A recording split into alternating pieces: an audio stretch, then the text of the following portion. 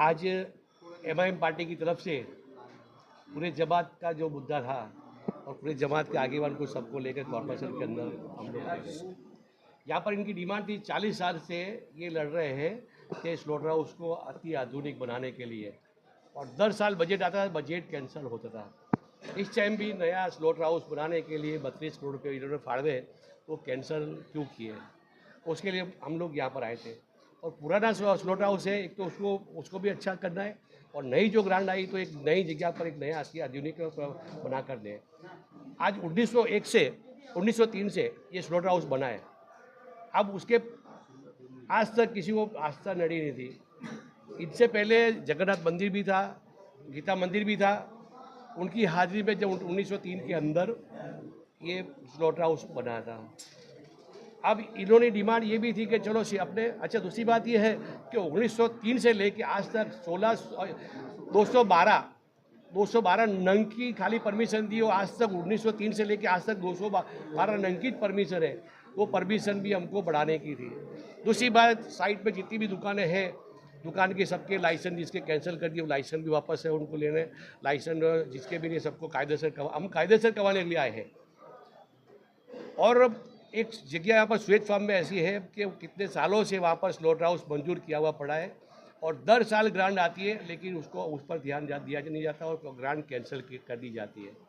तो इसके लिए हम कमिश्नर साहब को मिलने के लिए आए कि 32 करोड़ की आपने ग्रांट किसके लिए कैंसिल करी, वो ग्रांट वापस लाए और इनको अति आधुनिक एक स्लॉटर हाउस बना कर दें।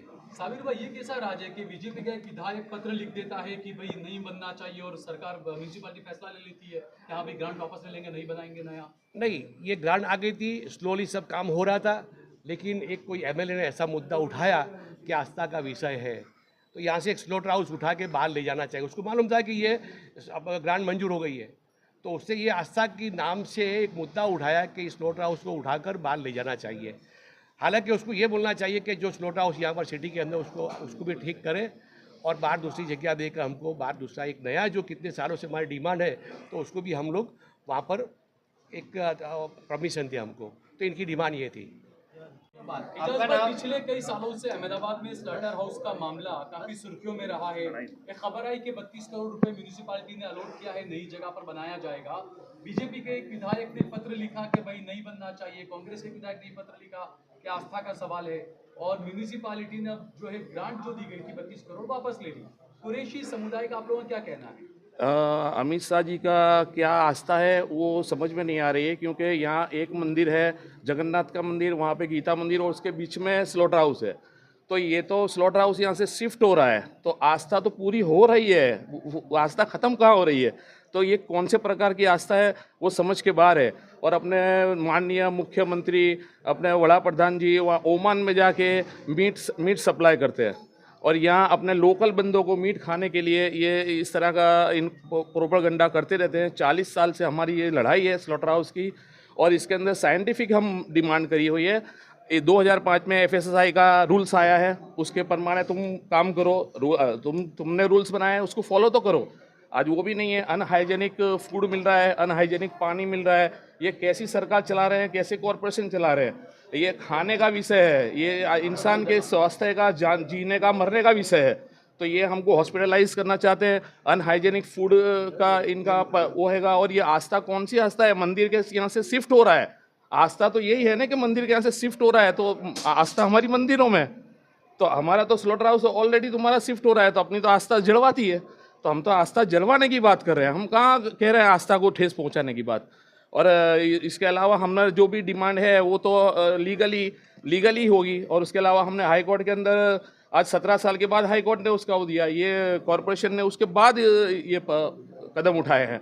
बाकी 40 साल से ये कदम आज तक नहीं उठाया इन्होंने। और ये इमारत 123 साल पुरानी है, इसको तोड़ने में आएगी। ये तो जर्जरित इमारत है, ये कोई भी रूल्स रेगुलेशन इस स्लॉटर हाउस में नहीं है, और चल रहा है वो।